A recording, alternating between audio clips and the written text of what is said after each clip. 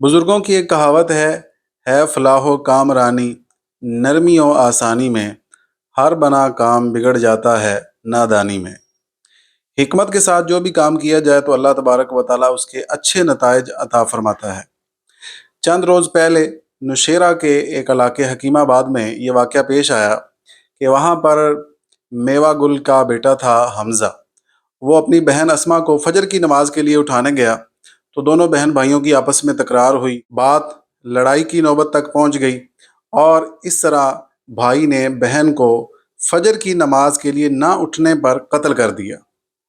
अजीज़ दोस्तों, मैंने बहुत सारे लोगों को देखा है कि जो अपने शागिर्दों या अपनी औलाद के हवाले से बहुत ज़्यादा शिद्दत इख्तियार करते हैं कि अगर नमाज नहीं पढ़ी तो उस हवाले से या किसी भी वो गैर अखलाक़ी या गैर शरई फ़ेल में मुलव्वस होते हैं, तो वो इस तरह का रवैया इख्तियार करते हैं कि जो बच्चे को सुधारने के बजाय उल्टा उसके बिगाड़ने का सबब बनता है।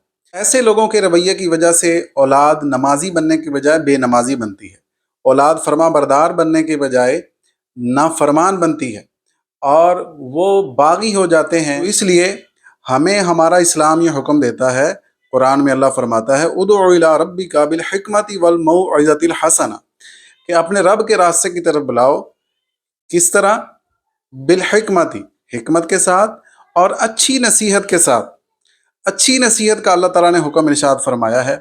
जो लोग इस तरह शिद्दत का रास्ता इख्तियार करते हैं और शिद्दत वाली तबलीग करते हैं, सख्ती से अपनी औलाद को या अपने शागिर्दों को समझाने की कोशिश करते हैं, तो बहुत दफ़ा यानी अक्सर औक़ात उसका जो नतीजा है वो बिल्कुल बरअक्स आता है। लिहाजा मैं ऐसे तमाम सरपरस्तों को और ऐसे तमाम वालिदैन को और उस्तादों को ये गुजारिश करूँगा, हिकमत का अंदाज़ अपनाएं, शिद्दत वाले और सख्ती वाले लहजे को तर्क करें।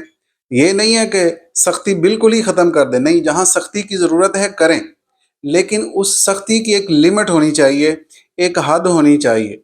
उस हद से जब आप क्रॉस करेंगे तो आपकी औलाद आपकी बागी हो जाएगी, शागिर्द बागी हो जाएगा। वो बात मानने के बजाय उल्टा मुखालफत पर उतर आएगा और फिर इस तरह के वाक़यात पेश आते हैं जिस तरह का ये वाक़या पेश आया।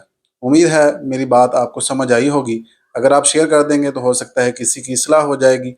अस्सलामु अलैकुम व रहमतुल्लाहि व बरकातहू।